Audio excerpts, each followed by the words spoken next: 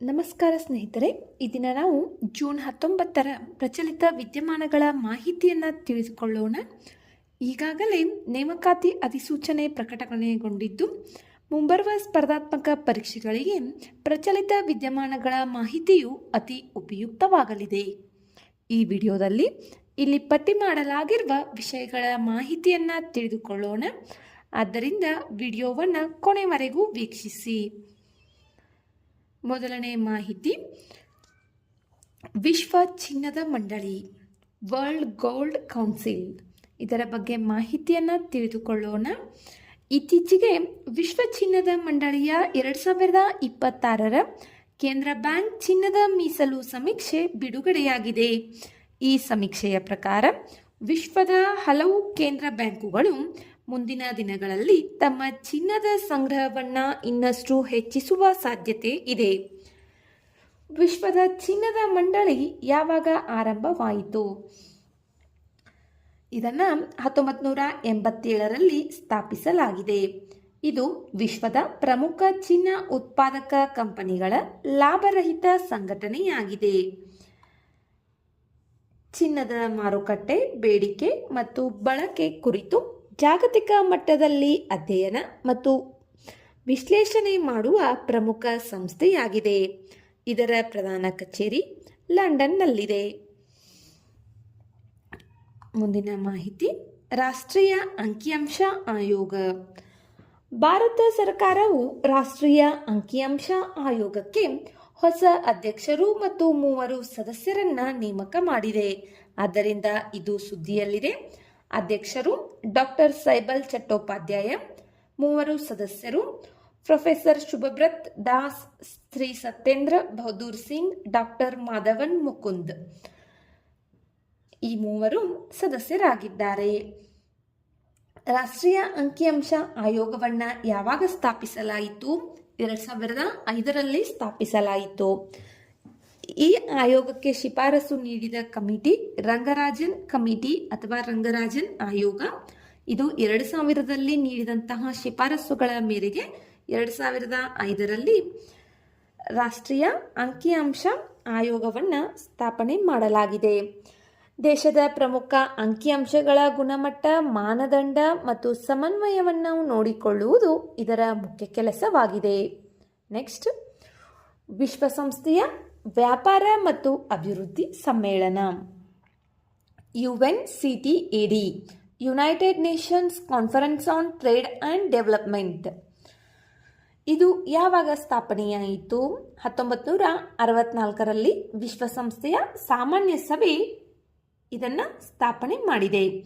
ಅಭಿವೃದ್ಧಿಶೀಲ ರಾಷ್ಟ್ರಗಳಿಗೆ ವ್ಯಾಪಾರ, ಹೂಡಿಕೆ, ಹಣಕಾಸು ಮತ್ತು ತಂತ್ರಜ್ಞಾನ ಕ್ಷೇತ್ರಗಳಲ್ಲಿ ಸಹಾಯ ಮಾಡುವುದು ಇದರ ಉದ್ದೇಶವಾಗಿದೆ. ಇದರ ಪ್ರಧಾನ ಕಚೇರಿ ಜಿನೇವಾದಲ್ಲಿದೆ. ಇನ್ನು UNCTAD ಪ್ರಕಟಿಸುವ ವರದಿಗಳು: ವ್ಯಾಪಾರ ಮತ್ತು ಅಭಿವೃದ್ಧಿ ವರದಿ, ಟ್ರೇಡ್ ಆ್ಯಂಡ್ ಡೆವಲಪ್ಮೆಂಟ್ ರಿಪೋರ್ಟ್, ವಿಶ್ವ ಹೂಡಿಕೆ ವರದಿ, ವರ್ಲ್ಡ್ ಇನ್ವೆಸ್ಟ್ಮೆಂಟ್ ರಿಪೋರ್ಟ್, ಅತ್ಯಂತ ಕಡಿಮೆ ಅಭಿವೃದ್ಧಿ ಹೊಂದಿದ ರಾಷ್ಟ್ರಗಳ ವರದಿ, ಲೀಸ್ಟ್ ಡೆವಲಪ್ಡ್ ಕಂಟ್ರೀಸ್ ರಿಪೋರ್ಟ್. ಈ ಎಲ್ಲ ವರದಿಗಳನ್ನು ವಿಶ್ವಸಂಸ್ಥೆಯ ವ್ಯಾಪಾರ ಮತ್ತು ಅಭಿವೃದ್ಧಿ ಸಮ್ಮೇಳನವು ಬಿಡುಗಡೆ ಮಾಡುತ್ತದೆ.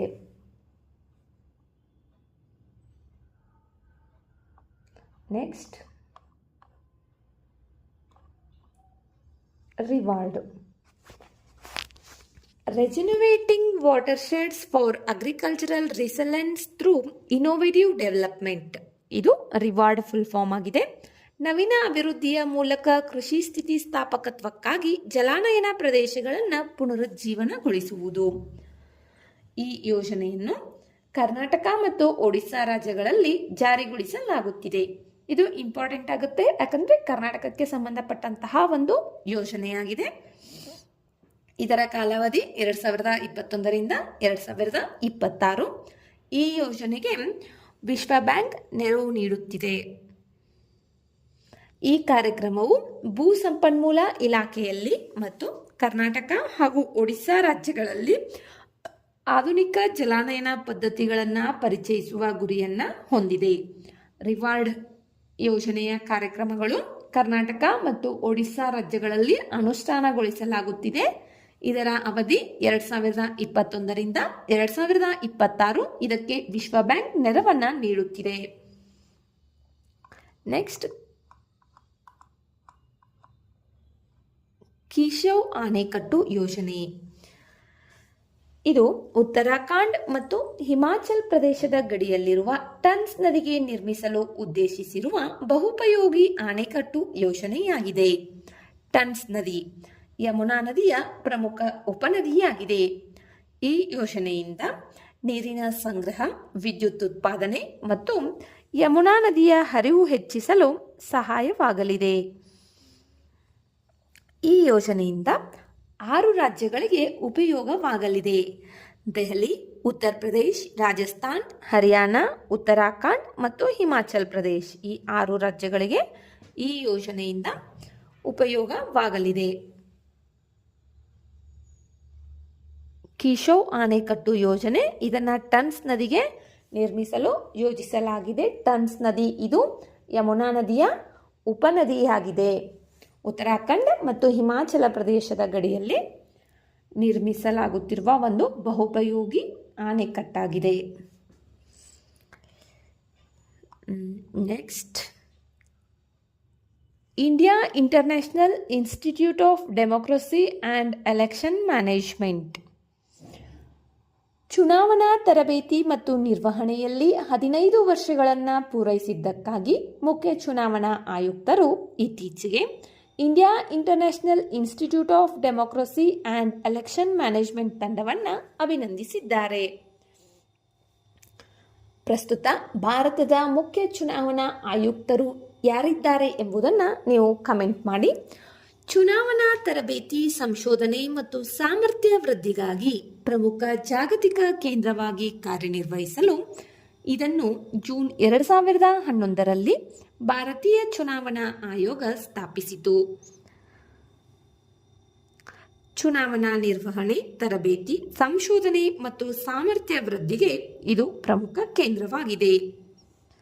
ಇದು ನವದೆಹಲಿಯಲ್ಲಿರುವ ದ್ವಾರಕಾದಲ್ಲಿ ಕಾರ್ಯನಿರ್ವಹಿಸುತ್ತದೆ. ಇದನ್ನು 2011ರಲ್ಲಿ ಸ್ಥಾಪನೆ ಮಾಡಲಾಗಿದೆ. ನೆಕ್ಸ್ಟ್, ಕಾಶ್ಮೀರ ಕೇಸರಿ. ಕಾಶ್ಮೀರ ಕೇಸರಿಯನ್ನು ಕೆಂಪು ಚಿನ್ನ ಎಂದು ಕೂಡ ಕರೆಯಲಾಗುತ್ತಿದೆ. ನಿಮಗೆ ಒಂದು ಪ್ರಶ್ನೆ, ಭಾರತದಲ್ಲಿ ನಾವು ಬಿಳಿ ಚಿನ್ನ ಅಥವಾ ವೈಟ್ ಗೋಲ್ಡ್ ಎಂದು ಯಾವುದನ್ನು ಕರೆಯುತ್ತೇವೆ? ಕಮೆಂಟ್ ಮಾಡಿ. ಕಾಶ್ಮೀರ ಕೇಸರಿ ಇವಾಗ ಏಕೆ ಸುದ್ದಿಯಲ್ಲಿದೆ?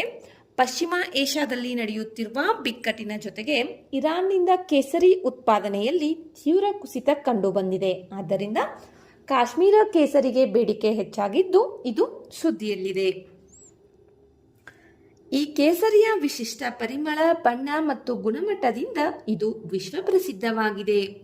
ಇದನ್ನು ಮುಖ್ಯವಾಗಿ ದಕ್ಷಿಣ ಕಾಶ್ಮೀರದ ಪಂಪೋರ ಪ್ರದೇಶದಲ್ಲಿ ಬೆಳೆಯಲಾಗುತ್ತದೆ.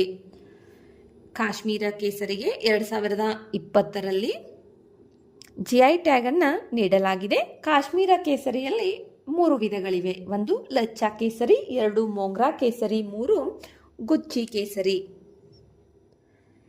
ಭಾರತದ ಸುಮಾರು 90% ಕೇಸರಿ ಉತ್ಪಾದನೆ ಕಾಶ್ಮೀರದಿಂದ ಆಗುತ್ತದೆ. ಕಾಶ್ಮೀರದ ಪ್ರದೇಶದಲ್ಲಿ ಈ ಕೇಸರಿಯ ಉತ್ಪಾದನೆ ಹೆಚ್ಚಾಗಿದೆ. ನೆಕ್ಸ್ಟ್, ಮೊಂಬಾಸಾ ಘೋಷಣೆ. ಅಕ್ರಮ ಮೀನುಗಾರಿಕೆಯನ್ನು ತಡೆಯಲು ಮೊಂಬಾಸಾ ಘೋಷಣೆಯನ್ನು ಮಾಡಲಾಗಿದೆ. ಆಫ್ರಿಕಾ, ಏಷ್ಯಾ, ಯುರೋಪ್, ಕೆರೆಬಿಯನ್ ಮತ್ತು ಪೆಸಿಫಿಕ್ನ 15 ದೇಶಗಳು ಇತ್ತೀಚೆಗೆ ಮೊಂಬಾಸಾ ಘೋಷಣೆಯನ್ನು ಅಂಗೀಕರಿಸಿದ್ದಾವೆ. ಮೀನುಗಾರಿಕೆ ಹಡಗುಗಳ ಮಾಹಿತಿ, ಮಾಲೀಕತ್ವ ಮತ್ತು ಪರವಾನಗಿಗಳಲ್ಲಿ ಪಾರದರ್ಶಕತೆ ಹೆಚ್ಚಿಸುವುದು, ಅಕ್ರಮ ಮೀನುಗಾರಿಕೆಯನ್ನು ನಿಯಂತ್ರಿಸಲು ದೇಶಗಳ ನಡುವೆ ಮಾಹಿತಿ ಹಂಚಿಕೆಯನ್ನು ಬಲಪಡಿಸುವುದು ಇದರ ಉದ್ದೇಶವಾಗಿದೆ. ಆ 15 ದೇಶಗಳು ಯಾವುವು ಎಂಬುದನ್ನು ನೋಡೋಣ. Ghana, Liberia, Gambia, Guinea, Cameroon, Somalia, Republic of the Congo, ದಕ್ಷಿಣ Korea, Papua New Guinea, France, Belgium, Chile, Peru, Panama, Dominican Republic. ಈ 15 ದೇಶಗಳು ಈ ಮೊಂಬಾಸಾ ಘೋಷಣೆಯನ್ನು ಅಂಗೀಕರಿಸಿಕೊಂಡಿವೆ.